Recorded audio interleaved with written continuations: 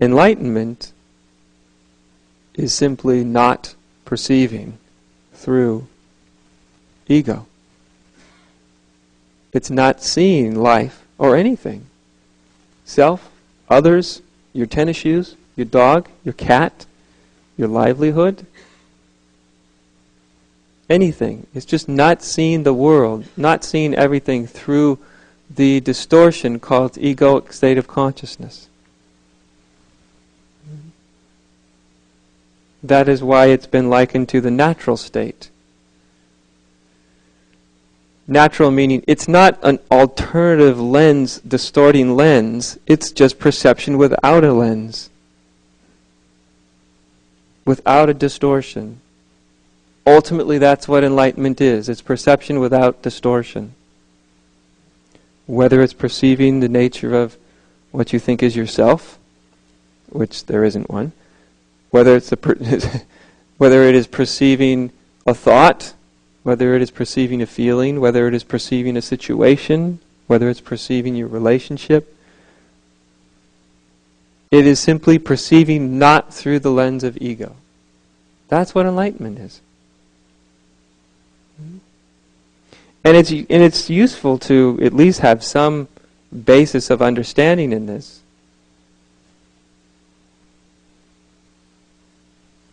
Because an awakening, or in Zen what they call a satori experience, seeing beyond the veil,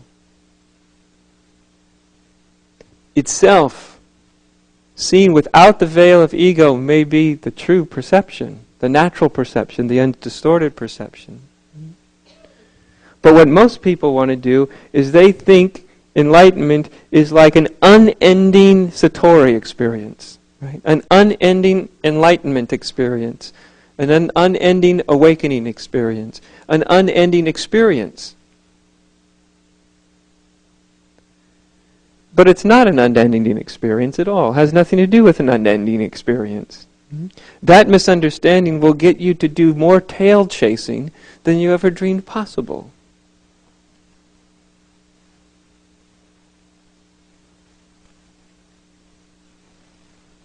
In the end, enlightenment has very little to do with enlightenment experiences.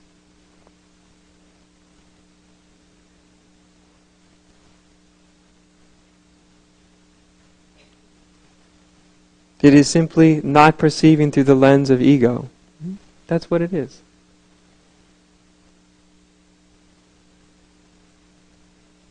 And there's no doubt, it's pretty good not perceiving through the lens of ego. It's happiness. It's peace. It's the end of your search.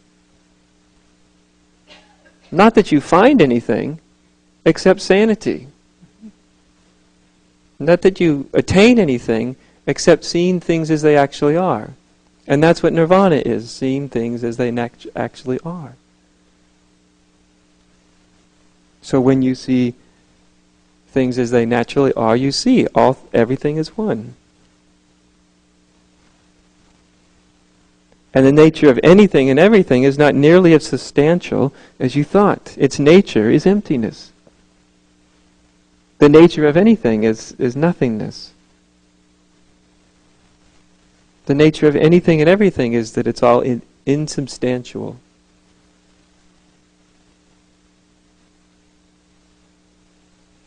And so these aren't some altered states of consciousness, you see. From the enlightened perspective, everything else is an altered state of consciousness. Does that make sense? Ego is the if you want to have altered states of consciousness, most people are already in one of the more wild altered states of consciousness. It's called egoic state of consciousness. It's a wildly altered state of consciousness. It gets you to perceive things that aren't there. It gets you to see enemies where there aren't any. It gets you to see dualities where there aren't any. It gets you to have things like a self-image when there isn't a self there to begin with. It gets you to have certain thoughts about yourself when in actuality the only thing that could be called a self at all is simply the thoughts you have about it. So if you want an altered state of consciousness, I'd stick with ego. It's about as advanced as you're going to get. It is existence, doing its damnedest, its best job at altering consciousness. And yet in spirituality, somehow, spirituality got associated with altered states of consciousness.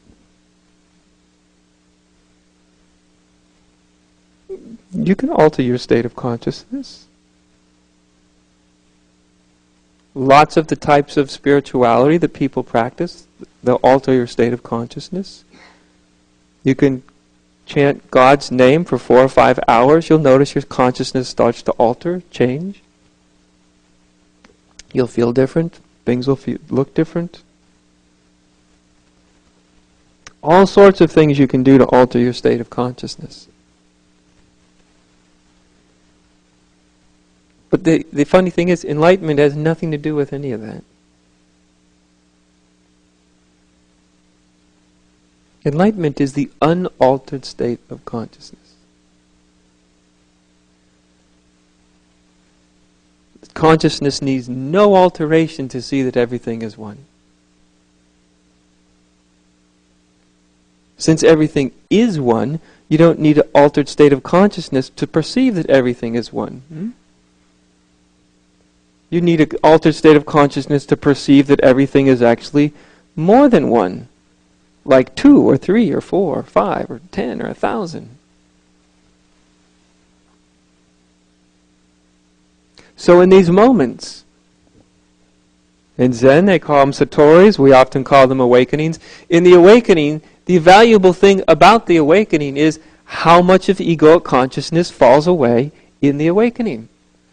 In the end, the next week or the next month, that's all that's going to matter.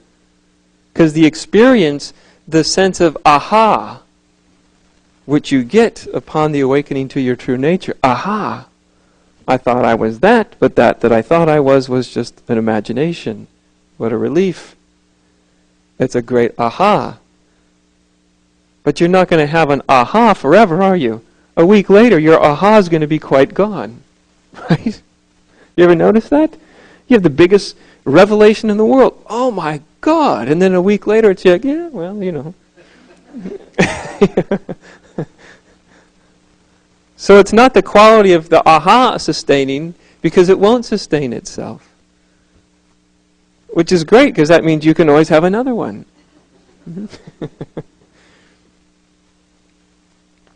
The significant thing about those moments, though, those satori's or awakening to your true nature, is how much of the egoic consciousness falls away. That's because that's what you're going to live with, right? That's what's going to be with you the next week, the next month, the next year, maybe the next lifetime.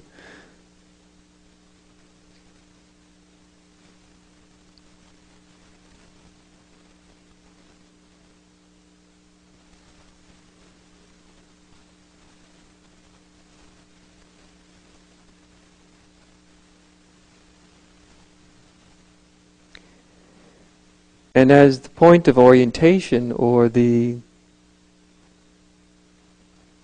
what to focus on, since egoic state of consciousness, duality, seeing things as duality, through the lens of duality, it's actually something that must be constantly maintained. The egoic state of consciousness actually takes a great amount of energy and a great amount of effort. Since it's not true, it has to keep building this falseness constantly, otherwise it will end, right? Because what is not true ends as soon as it's not being fueled. And so illusion, or the egoic state of consciousness, must constantly be fueled like a fire, right? Or like a coal stove, which you must keep shoveling fuel into it. So the useful spiritual disciplines are simply ways of not putting more energy into egoic consciousness. That's basically what they're doing.